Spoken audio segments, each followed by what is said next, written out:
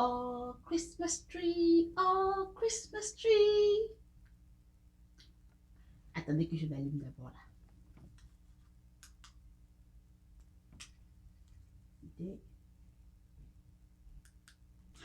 Ok. Oh, Christmas tree, oh, Christmas tree.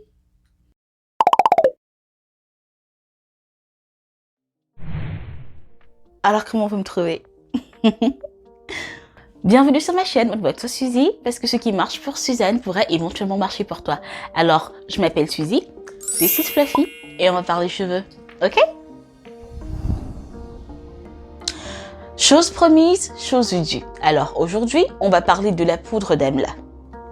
Amla, la poudre d'Amla. Ici, boum.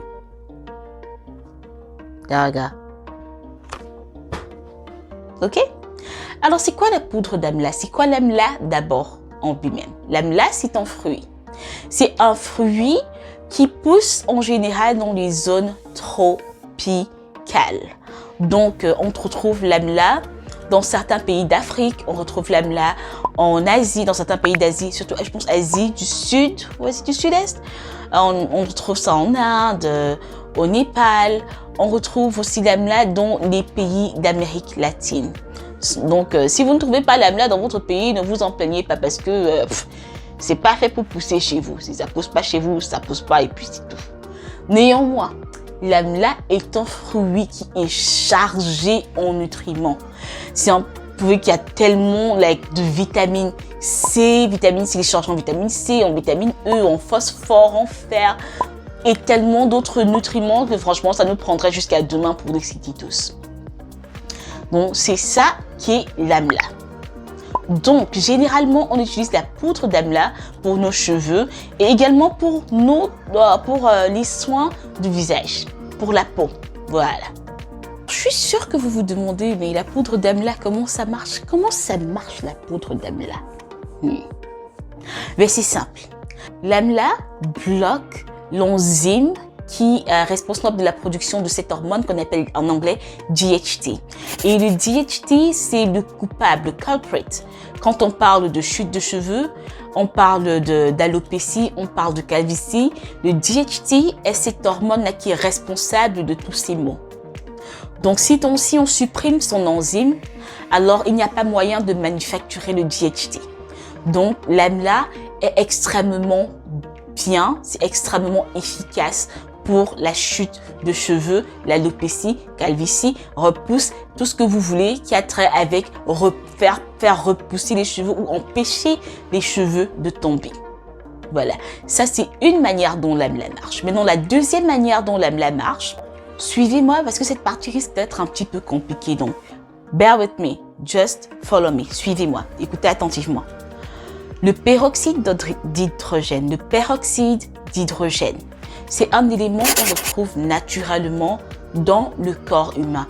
Et ce que cet élément fait, c'est un élément qui est responsable du blanchiment. Donc vous allez voir quand les gens les dents blanches, quand vous avez les dents blanches, c'est le peroxyde d'hydrogène qui agit dans votre corps pour que vous ayez les dents blanches. Et de la même manière, quand vous avez les cheveux qui deviennent blancs, qui deviennent gris, c'est le peroxyde d'hydrogène qui est responsable des cheveux gris et des cheveux blancs.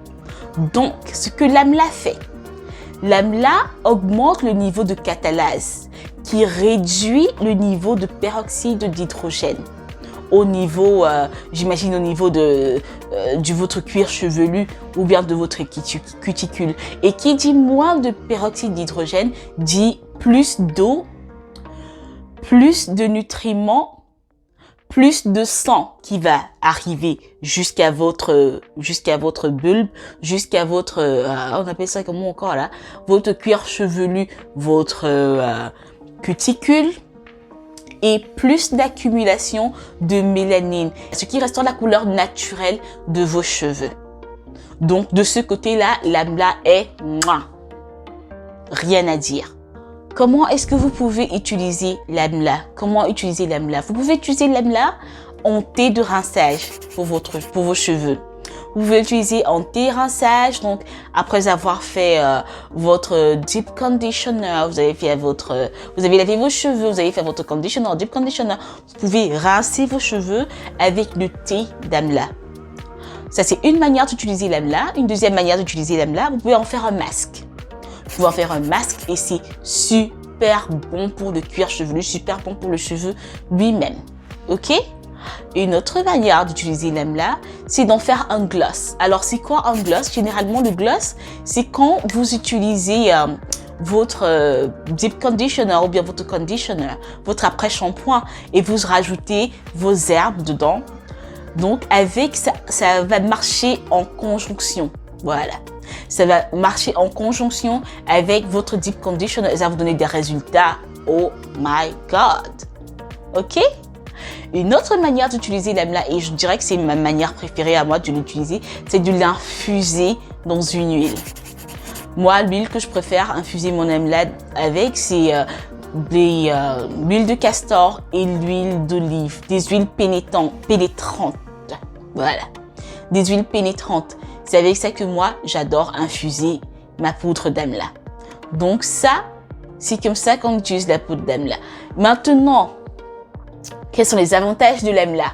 Je sais que c'est ça que vous attendez depuis là.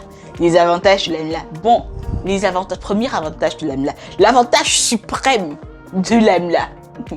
Parce que pour moi, je dirais que c'est l'avantage suprême de l'amla. L'amla augmente le nombre de follicules qu'il y a sur votre crâne. OK? En d'autres termes, il augmente la densité de vos cheveux.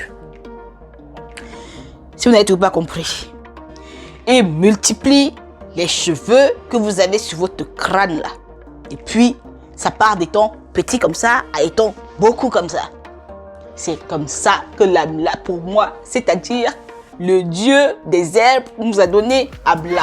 Donc, c'est à ça que Amla me sert à moi. C'est-à-dire que moi, mes cheveux déjà fluffy, parfois elle fait genre et puis elle a pas déjà fluffy, elle n'est pas très grosse. Donc, il me faut Amla pour la faire grossir.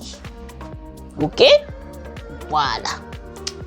Un autre avantage suprême de l'amla. L'amla, les avantages suprêmes.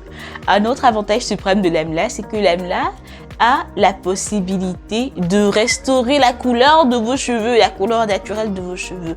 Donc, si vous avez des cheveux qui ont commencé à devenir gris, utilisez la poudre d'amla et vous verrez les effets que la poudre d'amla a. Et non seulement ça également, je fais beaucoup de « et » dans une sentence. Non seulement ça, la poudre d'amla également fortifie les cheveux. Et quelque chose que j'ai remarqué avec les poudres ayurvédiques, les herbes ayurvédiques, c'est que peu importe l'herbe, ça fortifie le cheveu. Et ça, c'est quelque chose que j'ai pu ressentir right away. Genre, tout de suite, là, j'ai ressenti. Après avoir fait mon masque et tout, mes cheveux étaient plus forts, ils étaient soyeux, ils étaient hydratés, ils étaient strong. They were strong. The strength is there. Alors, Amla, it's the strength for me. It's the hair growth for me. It's It's the density for me. C'est pour ça que moi, en particulier, j'adore la poudre d'Amla. De toutes mes poudres, je dirais que c'est ma poudre favorite, l'Amla. Donc, on va passer des inconvénients de l'amla. L'amla n'a pas beaucoup d'inconvénients, sauf pour certaines personnes. Soit vous êtes allergique à l'amla et franchement, je vous déconseillerais. N'utilisez pas si vous êtes allergique à l'amla ou à un de ses composants. Non. Leave it alone. Ça vaut pas la peine. On va pas se tuer parce qu'on veut les longs cheveux. OK? Si vous êtes sensible à la protéine, vous voulez utiliser l'amla, mais n'en faites pas trop. N'en faites pas trop avec l'amla. Par contre, l'amla a beaucoup de vitamine C. Et la vitamine C a une particularité, c'est que la vitamine C assèche les cheveux. Donc, quand vous utilisez l'amla, Pour utiliser-le, disons, 3 fois maximum dans la semaine. 3 fois maxi et puis c'est bon. N'allez pas au-delà de là. Moi, je l'utilise, disons, une fois toutes les... Bon, faut pas que je vous mente. Hey. J'utilise en masque une fois toutes les 2 semaines ou bien en glace. Et je l'utilise tous les 2 jours sur mon cuir chevelu, mais pas sur mon cheveu.